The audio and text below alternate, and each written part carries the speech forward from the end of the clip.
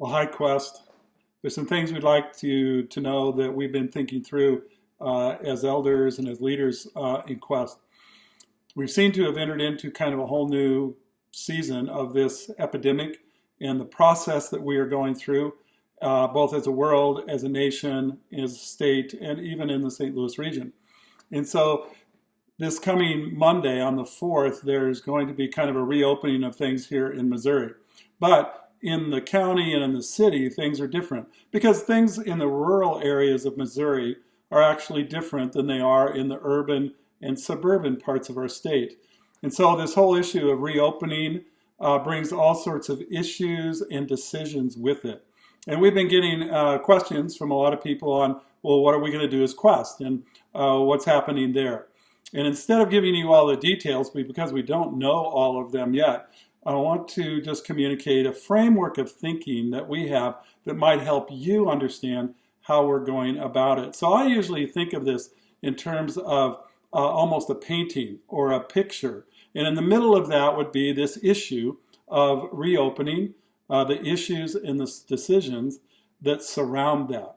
And to help us think it through, I like to think in terms of building a framework around that issue. And so in Quest, let's see if we can kind of build a framework around it, the things that will kind of guide us and kind of create the edges to this whole thing. Now, the first thing we want you to know, maybe up here at the top, would be that we are committed to being prudently careful. That doesn't mean we can be perfectly careful, but we want to be prudently careful. We want to be responsible leaders that would establish a really good way about going this, and the key word being careful. We're going to be careful. This is nothing to be flippant about. It's nothing to be cavalier about. That proves nothing except just to kind of expressing our demand for liberty. But we want to be prudently careful with how we go about this.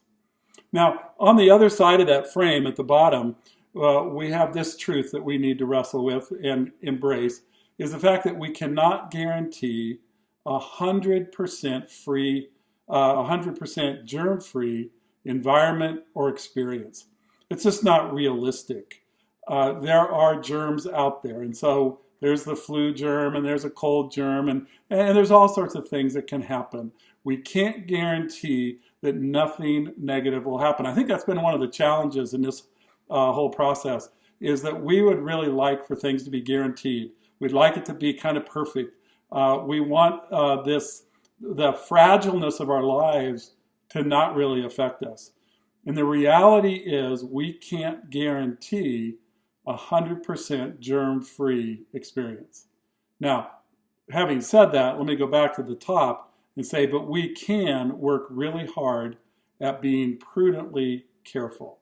And so this kind of helps us think we can't be perfect, but we can be really careful and be prudent and responsible in this process. Now, let's over on the left-hand side see if we can put an edge on this frame. There are going to be national, state, and county orders and guidelines.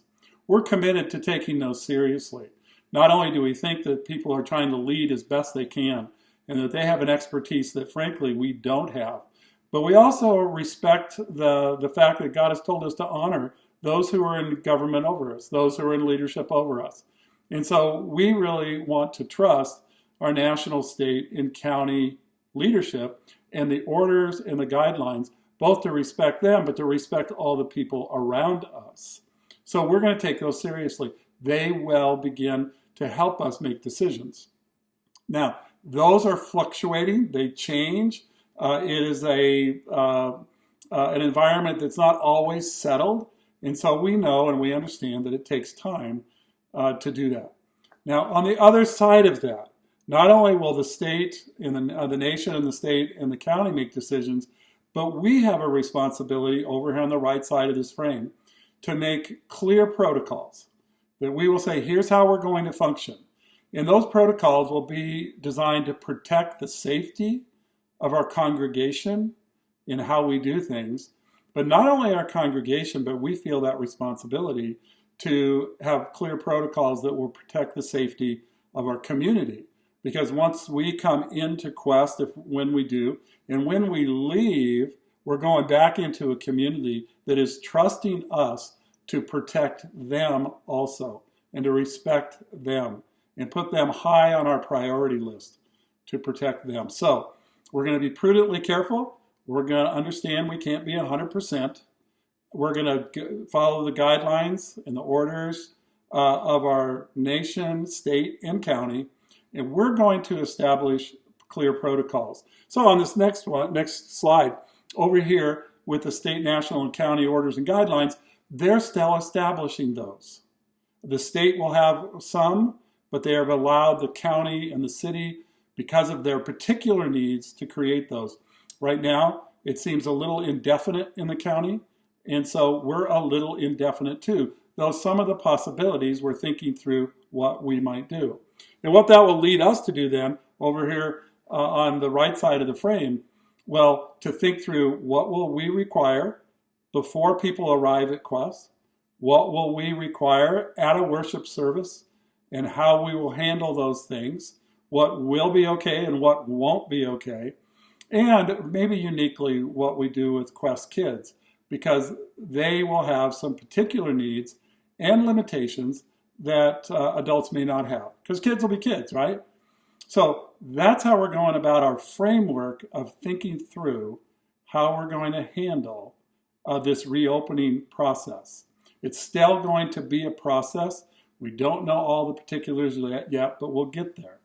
All right? I hope that answers your questions and helps you know that we are thinking this through and we do have plans, but we're doing them at the proper time and hopefully in the proper way. All right, you guys, we'll look forward. We'll keep you updated on all the particulars about this process. Thank you. Take care. Hey, and one more thing I forgot to tell you. This coming week, probably on Tuesday, we're going to put out a thing called a Survey Monkey, which is going to be an anonymous survey, 5 questions, that will help us get feedback from you on your comfort level and involvement level as you think about re-entering into Quest also. So look forward to seeing that and taking that this coming week, starting on Tuesday. All right? Hey, thanks again.